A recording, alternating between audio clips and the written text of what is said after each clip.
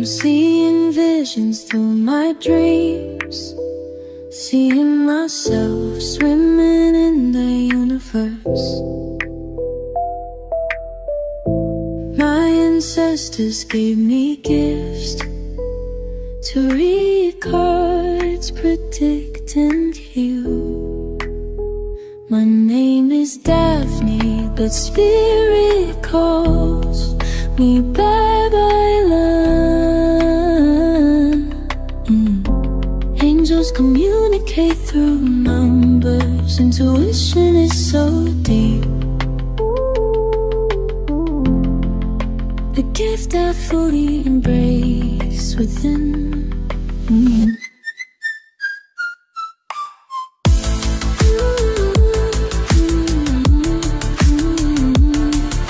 Hello everyone, welcome po sa inyong reading, sa inyong almost personal readings, no?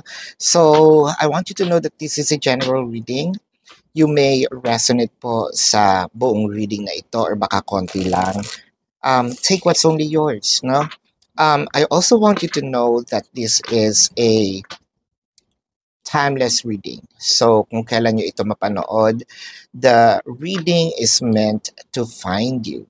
So, let's start connecting, hurting.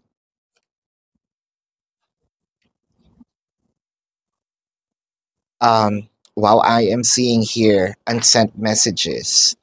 So, parang feeling natin, nagkaroon tayo ng separation na hindi man lang tayo nabigyan ng chance, no?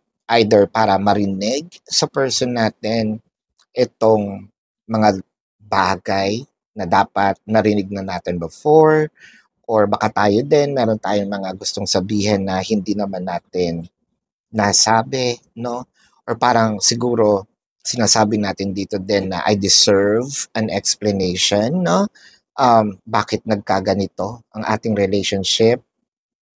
Parang kasing sa'yo, ang iniisip mo, biglang nawala si person, parang walang clarity, hindi ka nabigyan ng chance para, or hindi man lang siya, no, nag-ask ng chance para bumawi.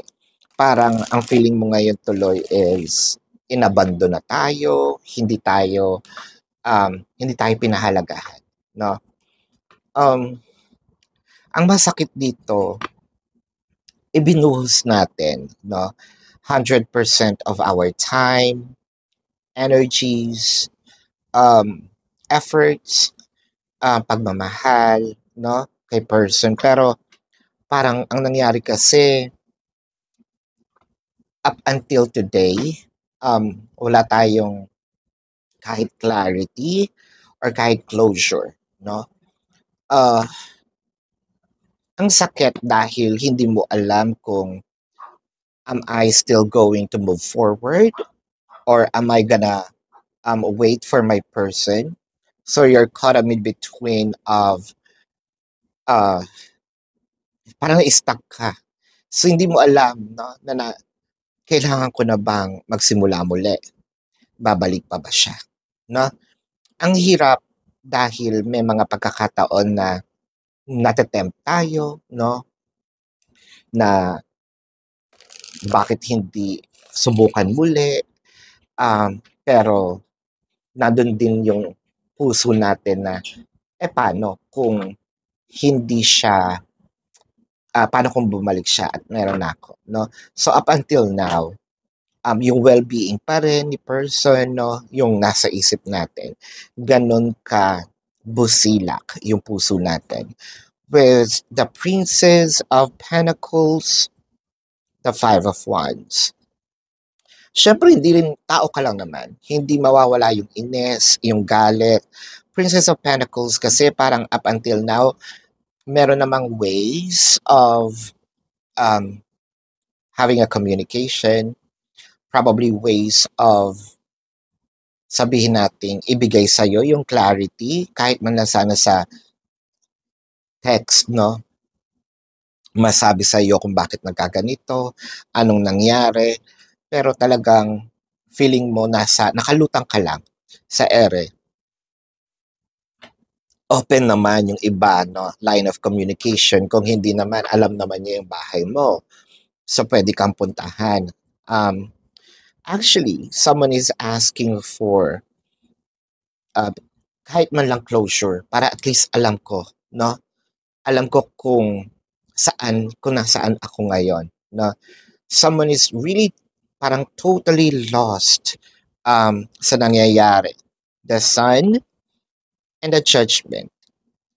Kasi parang ang ganda ng flow ng relationship ninyo. Then all of a sudden, eto yung nangyari. All of a sudden, parang binuhusan ka ng malamig na tubig, tapos nagkaulirat ka na, uy, sandali. Eto na pala yung sitwasyon. Parang feeling mo, ano ba? Binubulag lang ba ako nito dati? Pinaglalaruan lang ba ako nito dati? Eto na ba? Totoo bang, ang daming tumatakbo sa isip mo eh. Meron ba siyang iba? No? Pinaglalaruan niya lang ba yung puso ko? Nagsisinungaling ba siya while kami pa? Meron nga ba siyang iba? Ano yung nagiging dahilan niya? Ang dami, no? Nagkulang ba ako, no? With the Seven of Wands and the Six of Cups. Kuha pa tayo ng isa with the High Priestess. Well, dumadating yung time na siguro nasasabi natin sa sarili natin na namimiss ko pa rin siya, no? Ang tanging ginagawa mo dito para ma-divert or mawala yung pagka-miss, no, kay person is dinadivert mo yung isip mo sa ibang bagay. Pero kasi yung nangyayari is, yes, nagagawa nating makalimutan, no, as a person for a little while. Pero kasi panandalian lang. Pagdating ng gabi, no, dumadating pa rin dun yung time na nandyan siya, no, parang gusto mo sana katabi mo pa rin siya, gusto mo pa rin ay magkakausap pa rin kayo. Merong mga pagkakataon dito na ang inyong mga dating ginagawa, no, is parang nananabik ka na mangyari uli, or somehow it's either you're walking down memory lane na sana mangyari uli, or binabalikan mo, no, itong mga past memories, or nagde-daydream tayo na someday, parang someday mangyayari ulit ito.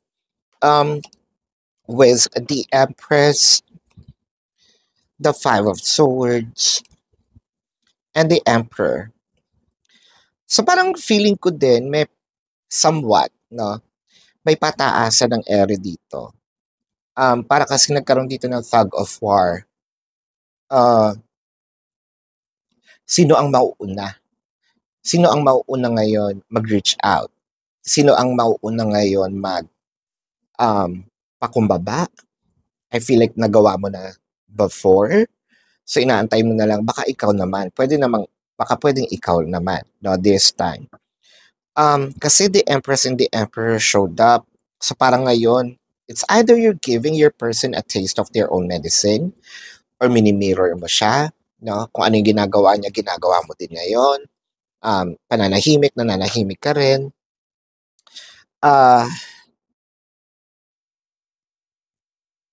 Kasi yung sa'yo parang naipakita mo na, no? Parang to a point na ibinaba mo na nga yung pagkatao mo before. Parang sinasabi mo lang ngayon na gusto kong makita, no, kung gaano mo naman ako kamahal, kung gaano ka-importante itong relationship na ito. Kasi with the Five of Swords,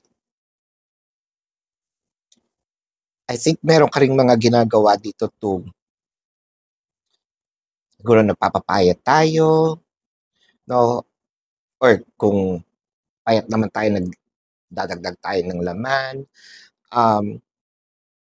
You're doing something para, to enhance yourself. Either nagpakulay ng buhok, nagpakulot, nagpapa-facial tayo ngayon, what have you, no?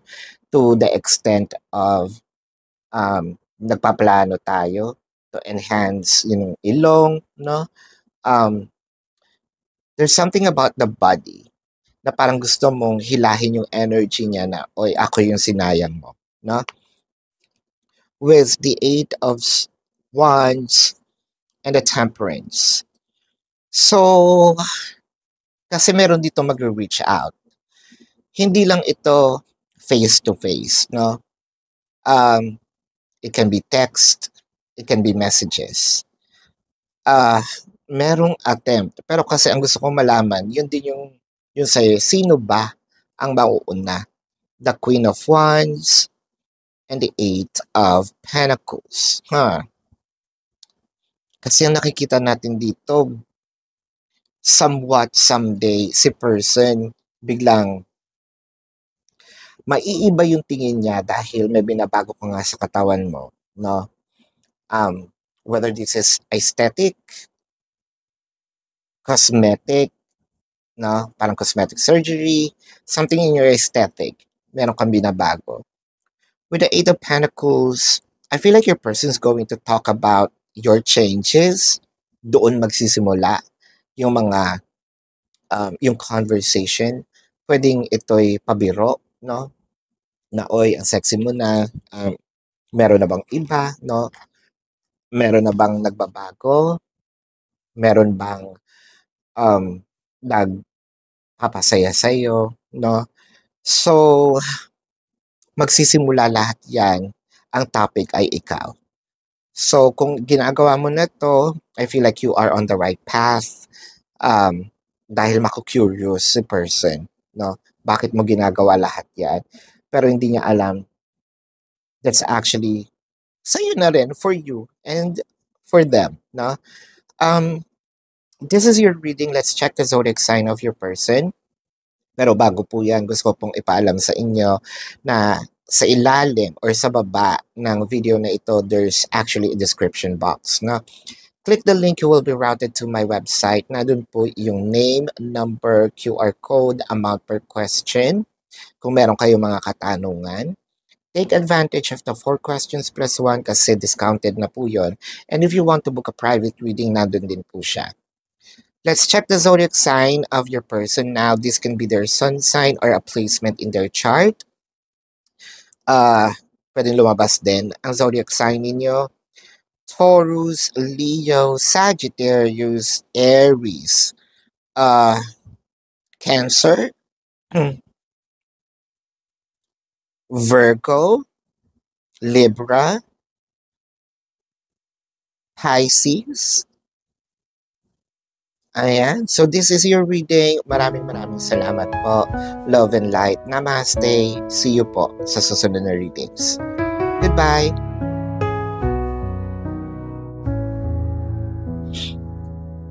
Searching for my purpose, playing through light and dark.